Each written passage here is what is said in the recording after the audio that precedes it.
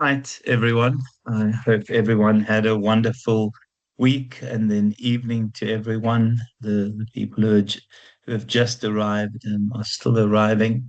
So, I don't know about this one.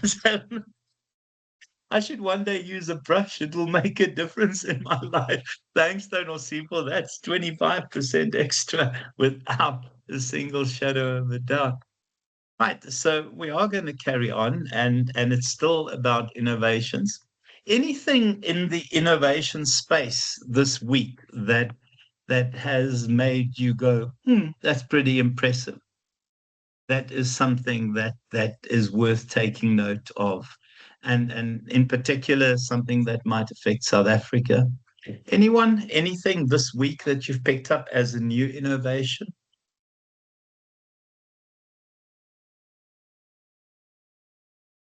Yeah. So for me, the one thing and well, those AI agents are learning. So remember, they will constantly improve and they will become a lot more effective. I mean, there's no doubting that. Give me the AI, the agent that you are speaking of, Elizna,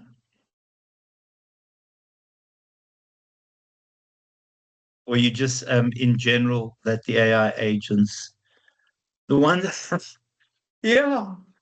Oh gosh, yes, I'd almost forgotten about that.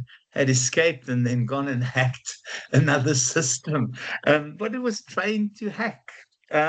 It's actually scary.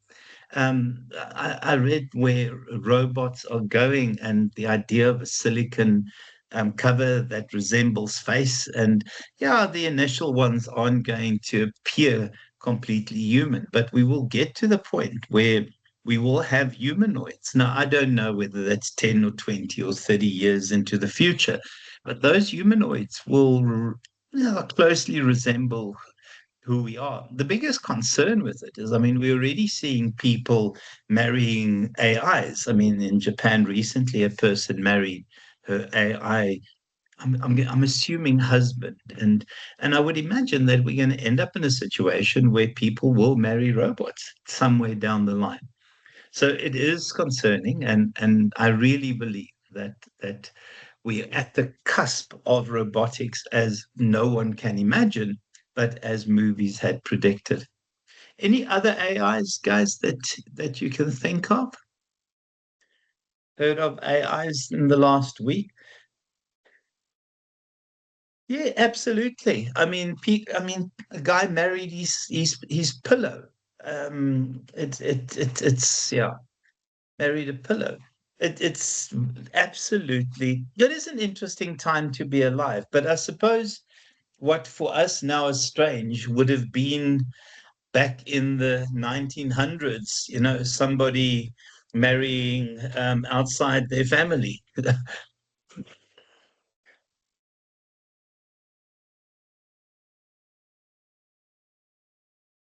Very cool, Liam. I'm going to check that out. I will check that out.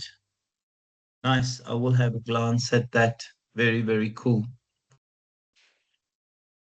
Yeah. And then the other AI that I'm relatively excited about because my fiber is so unstable and apparently it's because I have below ground fiber is is the fact that Amazon is coming here and they are in direct competition with Starlink. I also believe that Starlink has now signed uh, a deal with Vodacom, although I think in South Africa, there are still stumbling blocks to it, the idea of 50% ownership. So I don't know whether it's the rest of Africa that will benefit from Starlink. But the Amazon one is the one that I'm a lot more excited about. The idea of satellite internet, that to me, I can live with. Fiber to me has been not the most consistent and most reliable source. And as I'm sitting here talking, I just realized I didn't take my MTN modem out to plug in case something happens, but I'm not going to test fate today. So, in terms of innovation itself, I think the reality is it is not easy. It is in the millions of advances that happen. there is always a strategy behind it. There's always a thought process behind it. And there's a question to you, Liam. Just answer it there, boy, please. Just my office chair is starting to squeak a little bit too much. And there it goes again. Let's just swap mine with my son's chair. It might be quieter. So the notion that people have these bright sparks. Yes, every so often you have a please call me moment, but innovation is hard work. It is part of a strategy. It is part of a process that gets people to constantly challenge the status quo. I've spoken about this, and it's certainly not a recommendation, but in Silicon Valley, it is widely known that computer engineers will take LSD thinking that it will allow them to access part of the brain that normally wouldn't be there during normal consciousness. And there are a variety of things that they do in conjunction with using LSD. What is interesting, though, in the program that I watched is that these people who claim to use LSD, they look like proper druggies. But, and LSD is a little bit different to some of the, I suppose, hardcore drugs. But the idea of having to get high so that you can have access to parts of your brain so that you can come up with an idea as interesting as 3D printing a person's body parts. And remember, the idea of 3D printing body parts apparently came out of one of these LSD highs. It's not something that really, really, really appeals to me, but I think it does. I think it does actually happen. So, in terms of large established companies, we've spoken about this idea of a success groove, where in the past your success depended on doing business in a particular way. And then all of a sudden, you get stuck in this groove. And you, again, and I might repeat from last week, you are Nokia believing that phones will have buttons into the future. And I think also sometimes because change takes place quite slowly. So often we'll have a spark of a new AI or a new bit of technology, and there'd be lots of advances, and then that technology would reach its sort of natural maturity, and we'd have slower advances, and then the next spark. But the reality is, people are constantly questioning, they are constantly innovating. So, in terms of the idea of what innovation is, we look at it as the idea of planned experimentation. There is always a specific objective. Now, whether that objective is something that comes from your customers or driven by a customer need, or whether it is the idea of some sort of pestle advance, some new technology that is available, and wanting to capitalize on that new technology. It is about looking for opportunities. It is constantly having a sense of what is happening from a pestle, from a competitor, from a customer perspective. And then it is about prioritizing. I think for me, the reason we prioritize is that by having your focus on too many ideas, you might not have the resources to actually. Oh my word, Shan, thank you for that. Oh my. Okay. Yeah. Guys, you see there, US apologizes after AI generated map wrongly labels all African countries at a global conference. Oh my genigtig. I'll look at that. Guys, and then just also prioritizing and then implementing it. The idea of propagation, the idea of taking it from the spark in the eye, the glimmer in the eye to something appearing on a shelf somewhere. And I think over time, companies learn how to innovate. They build innovation into their practices, into their organizational culture, into their reward systems. And for it to happen, you need the good idea. And those good ideas, as I said, can come from a variety of sources. Getting the resources together and then having the capabilities to manage that innovation. These capabilities often come back to your technology and your human resources, but also your dynamic capabilities to reinvent yourself, to take yourself out of what could be a success groove. Right. Please look at those pages. Please don't go rush out to buy the textbook. Please don't. These slides are more than sufficient. So let's start with why you have a strategy. I think the reason you have a strategy is that you cannot assume that innovation will happen by the off chance. It is driven by a formal process. And yes, as part of that formal process, there is significant informality in terms of questioning what we do now, questioning how we do now, how we do things now. And on top of that, the ability to say what we're doing is not appropriate for where we are in the world right now. And then also, it gives you a vision of where you want to be. And it comes back to the value of an organizational vision.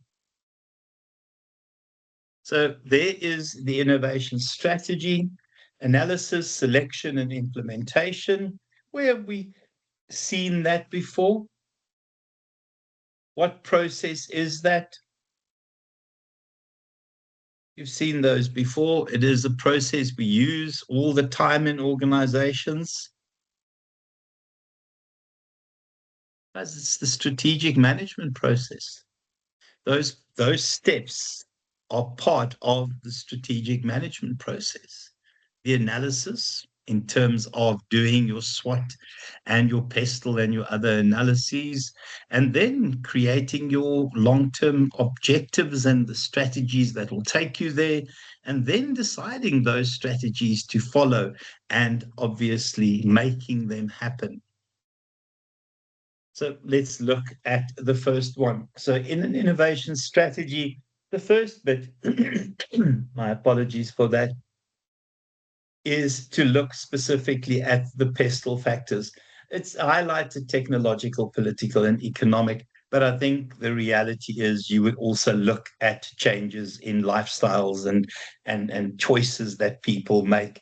And also you have to make sure that you nowadays take into consideration the natural environment.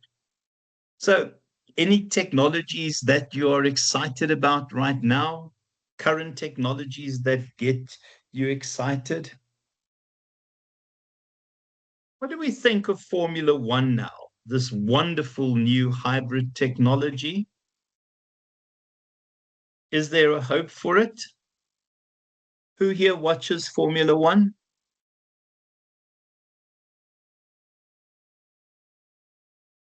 No one watches Formula One. I feel sad.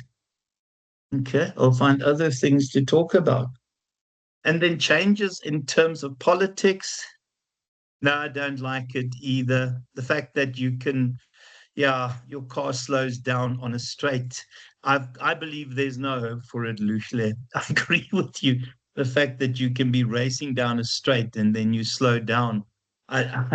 It's incredibly artificial. There are tons of DNFs. The fact that you have to regenerate a battery, oh, it just is irritating. I tried to watch Formula E, and they in Formula E, you're constantly regenerating your battery, and your battery shows on the screen. I can't watch it. It to me is artificial. The do not finishes is because, and you're right, Shelby, there are way too many of those, is because the technology is new. Yeah, absolutely, Mohammed. So the question though is, as the technology gets better and that we understand the cars better, will it get exciting again? You know, and you're right, Liam, they have to start somewhere. And remember when they went away from the V10s and those wonderful screaming engines, that sound that made Formula One, to the V6s, how we struggled and we still haven't got used to the sound, but we embraced that over time. And I think this maybe in a year or two or three, when just before they change it again, we might be able to embrace this as well. Oh, that's loosely, and you 100% right. The cars are unreliable. But Liam, you are also right. We have to advance. We have to consider, and that it's a long way of getting to my point. We have to consider the natural environment in our thinking.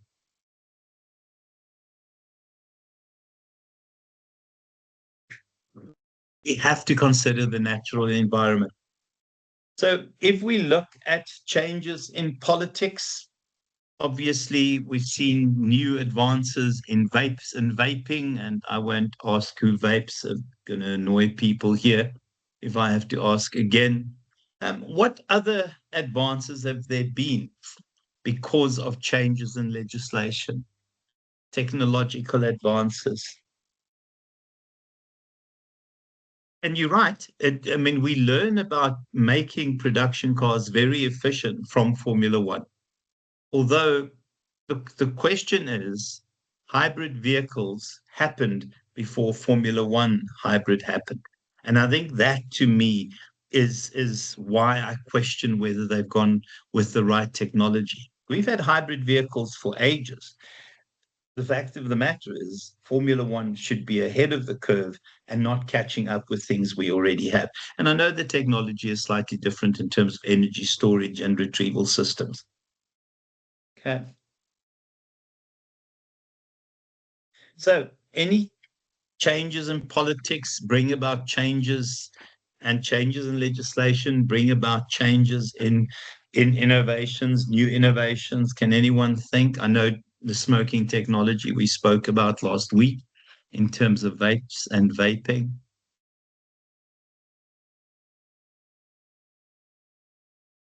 Yeah, absolutely. Good point. Hybrid should exist for efficiency rather than the sport. And that's exactly, I think, what I'm trying to say is hybrid's been around and we should be catching up to Formula One and not them catching up to what's happening in the real world.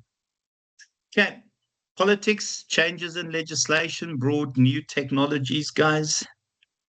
I think when we have more environmental legislation, it's brought about advances, in particular in terms of solar. Emissions legislation have brought about advances in terms of turning to green energy. And we've seen wonderful advances in terms of that kind of green energy countering what is going to happen in terms of climate change. I think this year there is something big on the horizon from a climate perspective. We know that a super El Nino is on its way, and we are expecting severe droughts in South Africa.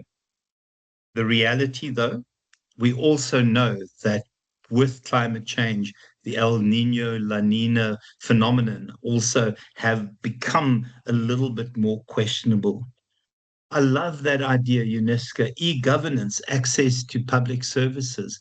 It is a wonderful, wonderful idea. The fact that you can do stuff electronically dealing with government. Like that idea. It's a wonderful idea. Liam, take that further. Flock cameras in America. Do you want to explain a bit further? And what do these flock cameras? Sorry, it's a concept that I don't know. I'm going to quickly search it here. Flock cameras. I can imagine what it means, but cameras, flock cameras, flock cameras here, guys. Um,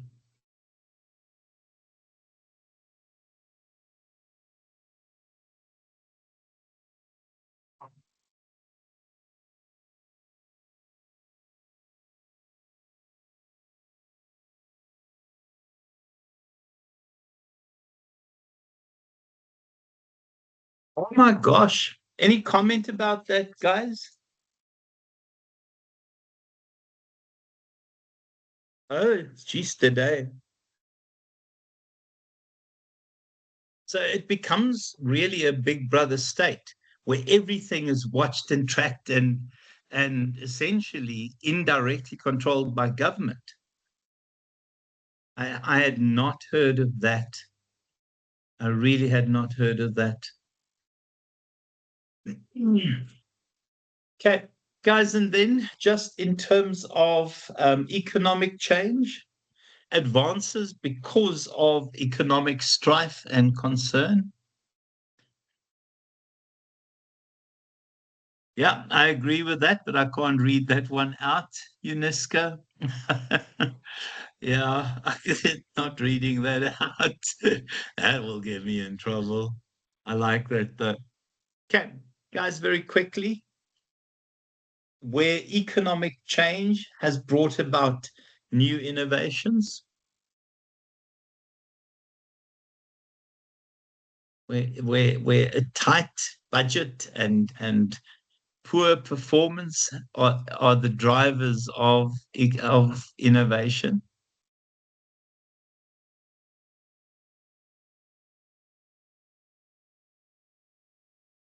Your panopticon.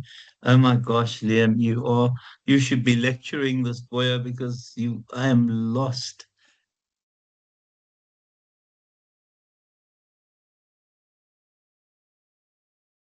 Oh my word. I know that's as futuristic as anything.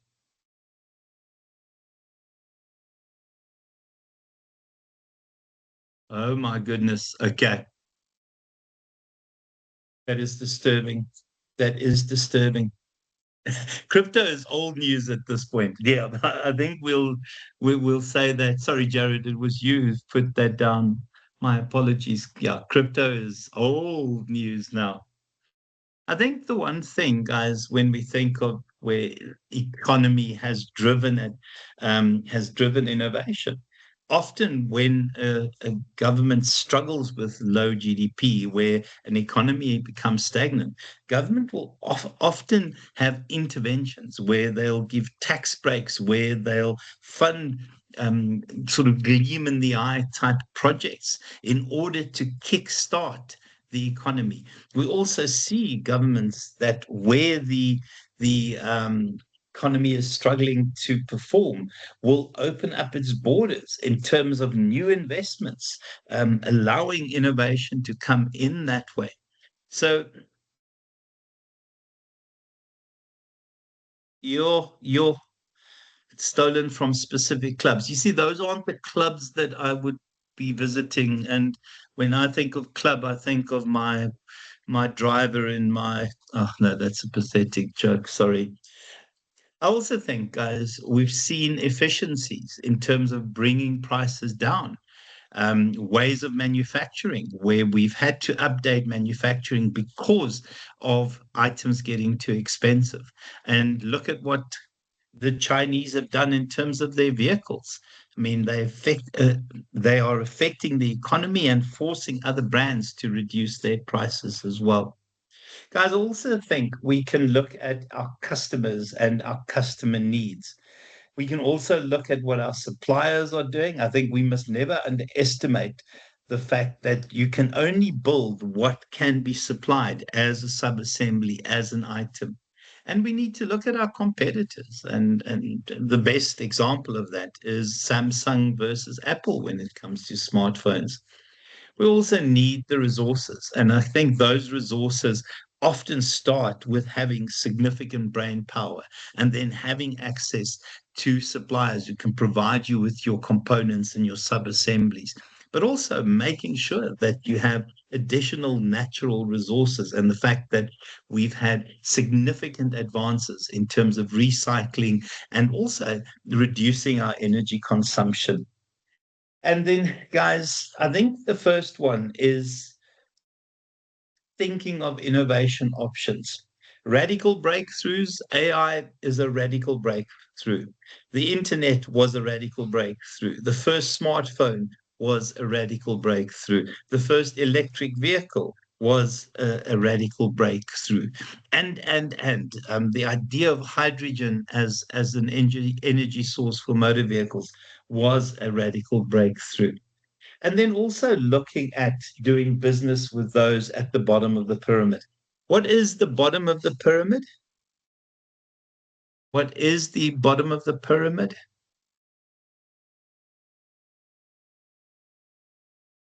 So the bottom of the pyramid is doing business is the poorest of the poor.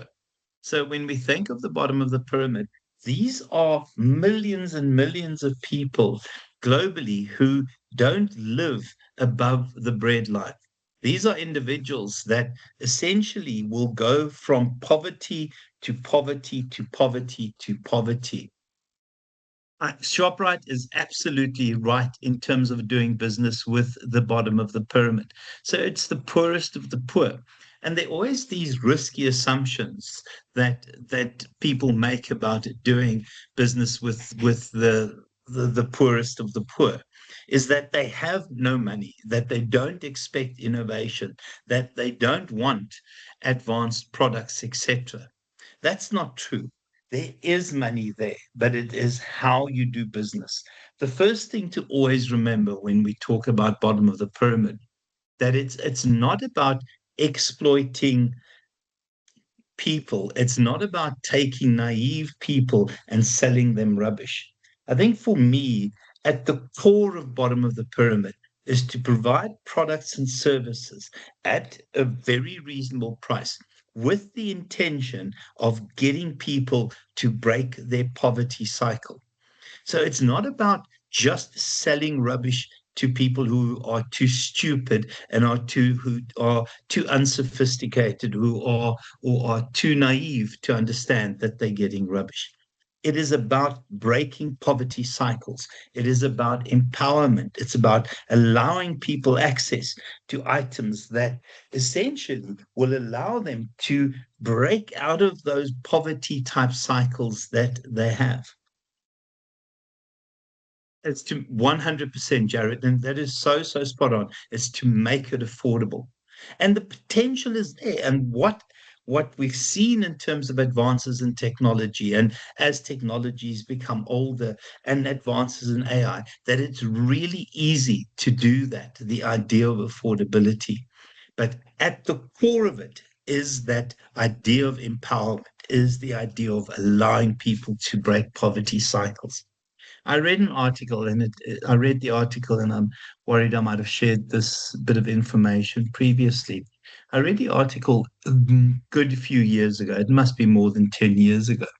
And the article said that, and I'm just going to open paint, it's not to draw anything, but it said if you take 100 people, okay, if you take 100 people from and they use the term ghettos in America, from the poorest of the poor groups. What would happen in terms of those 100 people and their children is that only 10% of those children that come from those families will be able to break the poverty cycle. 60% of those individuals would be at the same level of poverty as their parents, and 30% would be even worse off than their parents, would be more poor than their parents. And it shows us what it means to be poor in any country. I think people often talk about the haves and the have nots. In reality, it is the haves and the never will haves.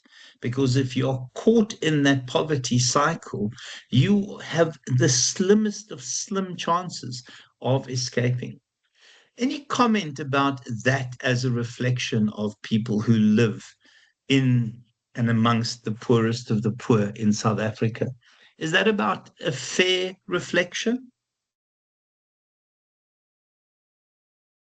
Is that a fair reflection? 10% might escape. In South Africa, that number might even be lower.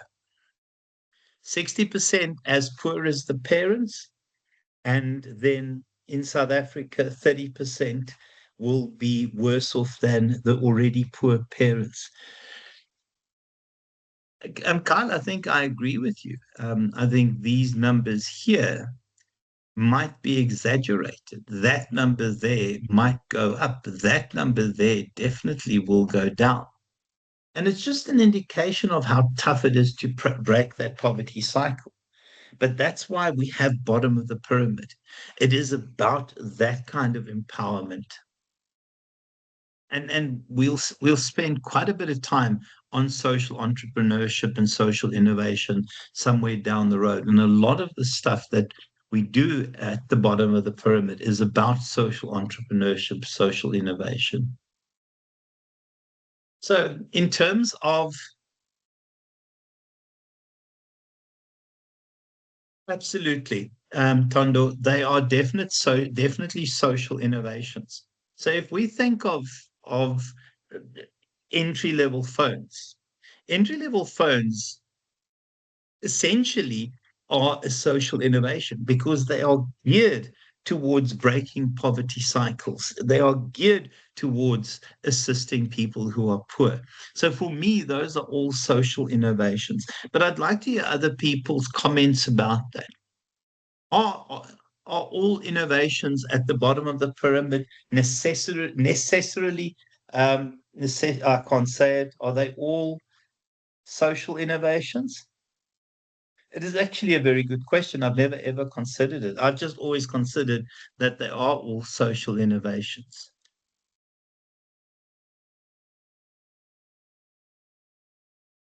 Yeah, yeah.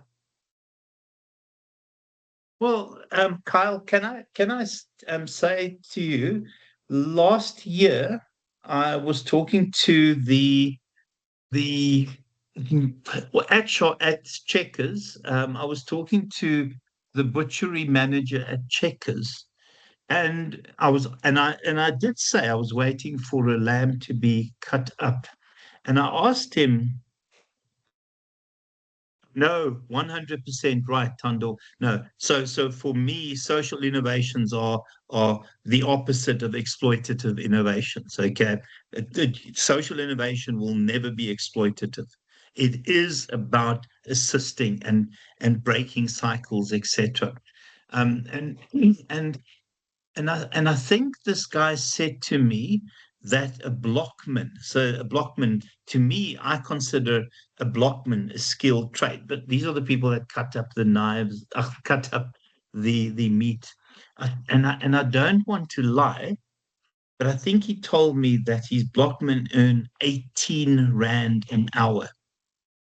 Well, we can search. We should be able to find how much it is. And I think he said it was 18 Rand an hour. Um,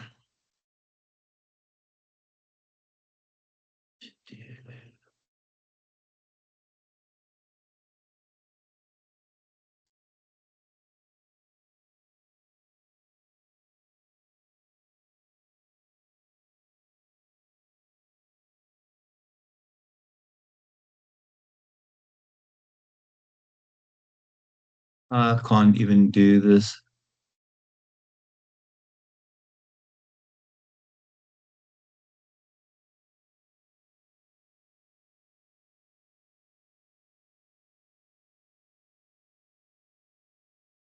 Okay, no, I clearly it must have been a while ago. But even let's say 50 Rand an hour. So between 31 and 50 Rand an hour. Guys, that is absolutely nothing. So at 49 Rand an hour,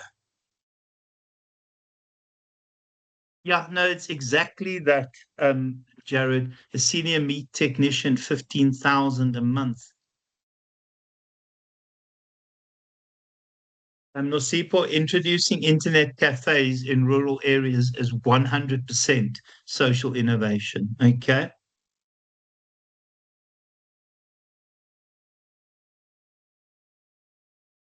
Yo, yo, yo. Yeah. So I have definitely got my salary wrong here. But even 50 Rand an hour, guys, 50 50 an hour for a skilled person. Yeah, for me, that is very, very low. Yeah, I'm trying to think because um I pay my gardener 375 for give or take 6, 7 hours on every second week. So I don't know. I'm also about paying about 50 Rand an hour, but he's a gardener. So you can imagine what entry level positions earn. Um, I think it's tough, guys. It's tough to break that cycle. What does an average cleaner earn? Nosipho? You see, my salary information is obviously very dated at the moment, but I think we don't go for it. Sorry, sir. In KZN, it's been updated. In KZN, it's about 32 Rand, 40 cents. And in Johannesburg, apparently it's still like 27 Rand or some change, or like 29 Rand, as far as I know. Is that the minimum wage act? What is the per hour for in the minimum wage act now, guys? That is the per hour for cleaners. Oh, The updated one. So for KZN right now, I'm not saying it's high, but at least it increases like yearly. So for now, it's like 32 Rand 40. yeah. The minimum wage is 30 Rand 23. But you can see I've lost track of this. So I pay my gardener way more than that minimum wage because that's 180 Rand a day. And I pay him a lot more than that. I pay him more than double that. Sure. That is disturbing, guys. That is disturbing. So, in terms of our innovation map, it shows us that we can track innovations along these four dimensions. Oh, I can check that. Hold on a second, Liam.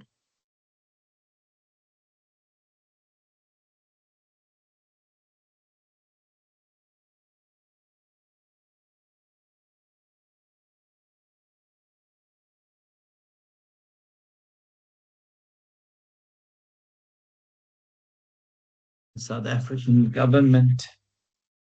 It's 144. That is, it's still nothing though, guys. So it's between 12 and 14 a month. I don't know what that would translate to, but obviously, and guys, this is still the parliamentary cleaners. I know they earn quite a lot more, 28 per month. Um, and obviously, excluded there, you still get pension fund and medical aid, and you get you also get what am I saying? 13th checks. Yeah, so it's gone up. It has gone up. Well, it's no, it's much of a muchness. Yeah, uh, I mean, I'm sorry, but those aren't salaries. Those aren't salaries. But I also know that I know some people that would happily go and clean Parliament for 28,000 a month. Okay. So, guys, in terms of the four almost places where we can find innovation. So, the first area of innovation is our mental model, is our paradigm. I think the one thing we know when we think about paradigm, paradigm is a mindset. It guides our thoughts in terms of particular processes, industries. It is a set of views that will indicate to us what the expected standards are and the way we innovate within a particular industry. And I did talk about this, I think last week or the week before. When we look at paradigms and mindsets, I definitely shared this. At about 2008, give or take, might be a year or two out, in 2008. We also know that the iPhone was launched in 2008. But in 2008, prior to that, when we looked at aging was seen as a thing to slow down, as a process that needed to be slowed down. In 2008, aging was beyond that point considered a disease to be cured. And when that is your paradigm, slow down. Here you get creams and plumping devices. I don't know what all of that stuff is. Here you look specifically at how do we actively find medicine, technologies, etc., to cure this disease. The other thing in 2008, we know that 2008 was that cusp, that beyond that cars became bulletproof. Prior to 2008, we know that phones had buttons. 2008, the first iPhone. All of a sudden, we had touch screen. It's an interesting year. And remember, 2007 was a global economic meltdown. So we see 2008 paradigms changed. Here, paradigms were button phones. Here, paradigms became touchscreen phones. Give me other paradigms that have changed in terms of industries, other paradigms that have changed. Cars have to run on petrol. Now we think of hybrids and oh, without a doubt, Jared, we are definitely going to have another 2008 in our near future, and it's going to be driven by by AI. It's going to be driven by AI. 100%. I think the one concern about the future, and I read some really disturbing articles. I've searched one and then I had another, and these are not social media articles. But there is a strong belief that by 2035, which is 9 years away, we will have a third world war, and it will be a nuclear war. There is a strong belief amongst subject matter experts that that is somewhere in our future. And we can see aspects of that. We can see silliness. Oh, boy, the thing about knowing and expecting, it also tells us that we can act and that we can make changes now. Don't fill your cars up, guys. Don't fill your cars up. So I'm hoping that sense and sensibility will prevail. But you see the provocative behavior from Russia, shooting rockets into Poland. Those are real things. You look at the Ukraine, and I think Russia thought that the Ukraine would turn over and die. And the reality is, I don't believe Russia expected the Ukraine to fight back in the way they did. We also see what's happening in the Middle East. I mean, for people living in Palestine, that is World War III for them. And we have all these conflicts all over the place. I didn't really want to talk about that. Other paradigms, the idea of electric vehicles is a paradigm shift. Other paradigms that we've had in 2020, the fact that we can have online classes. Think of the shift beyond 2020. You guys, I'm sitting in Pietermaritzburg. I mean, I'm in Pietermaritzburg. I'm sure that I have people from Durban. I have people from Cape Town. I've got people from the Eastern Cape. I've got people from Johannesburg. Is anyone here? Yeah, I've heard of that, Dr. Strangelove, and a nuclear war because of human error. Anyone here from the Free State? Anyone from the Free State? Are there still people in the Free State? No one. That's concerning. Other paradigms, guys, other mindsets. Maybe someone switched the lights off and forgot to turn them on. I'm not being horrible, sorry. But Free State has become a bit of a forgotten place, except for their Cheetahs rugby team. Let's not mess with them. Other paradigm changes. Think of how you approach your assignment. Often people will go, and I know we have Elisma who doesn't do AI whatsoever, but people will often go to AI to interpret the assignment before they attempt it. Yeah, absolutely. Banking apps instead of going to ATMs. The fact that so few people now carry cash. I don't carry cash at all. And to the point that I keep car guard money in my car. I make sure that I have a range of, yeah, notes in my car. We see paradigms changed all the time, and AI will continue to question the existing paradigms. I mean, Elisma mentioned earlier how bright the intelligent agents are getting. You don't necessarily speak to somebody when you phone in. You deal with intelligent agents who try and assist you. Well, Elizabeth, one of my students did research on that, and as part of his honors, and in well, that's exactly it. It is Yoko. So in Cape Town, you'll pay for the parking, and then also you can add a tip for the car guard. So I think we have to get to that point where you can actually use your card, where they have a system that makes that more efficient. And Yoko is exactly that, Liam. You are right. But I feel incredibly guilty about not giving tips to the car guards. I have an entire system. It's 5 rand if I'm just in and out. It's 10 rand if you help me. If you help me with a lot, it's 20 rand. And then, yeah, I'm more generous around Easter and Christmas. And then we always park in the same place. And this gentleman was interviewed for by my student for his research. And at Christmas time, I give him a bonus.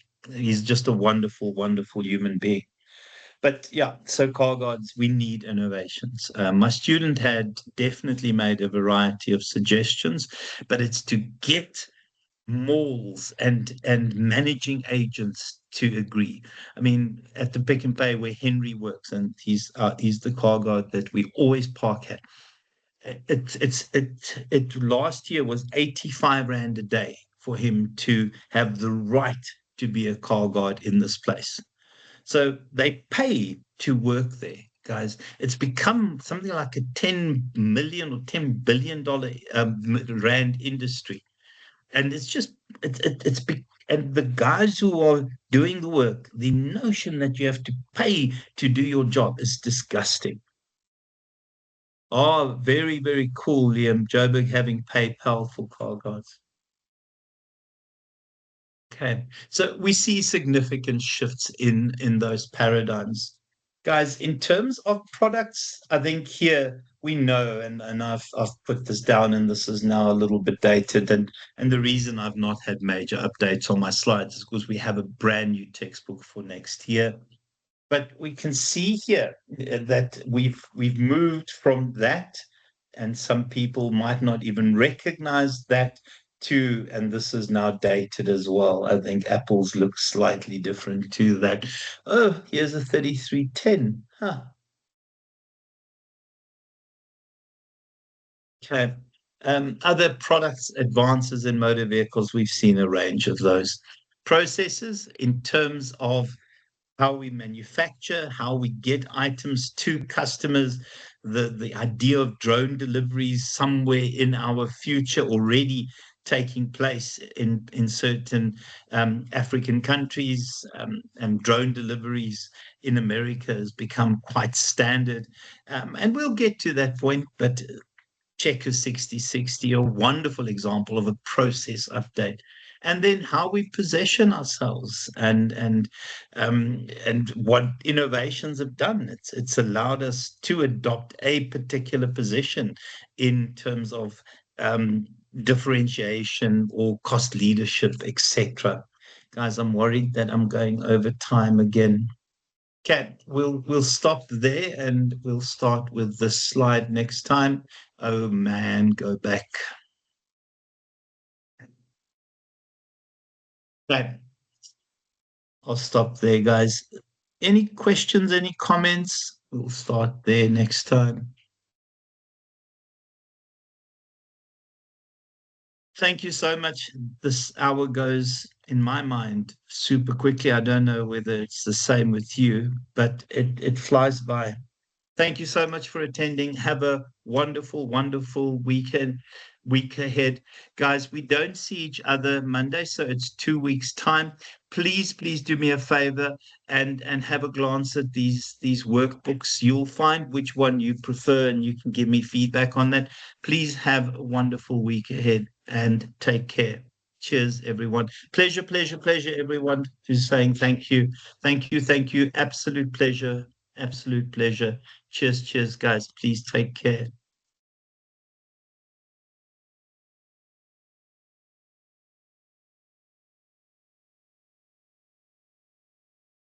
It's a pleasure, Pila. Absolute pleasure.